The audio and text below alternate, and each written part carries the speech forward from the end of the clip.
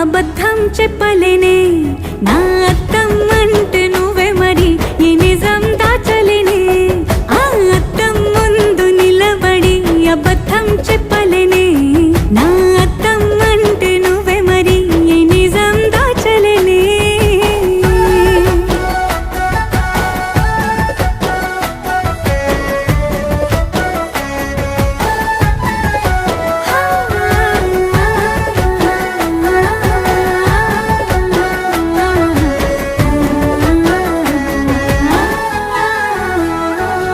నీకు నచ్చిన సంగీతం ఏంటి? నీ చెప్పుల సవ్వడి.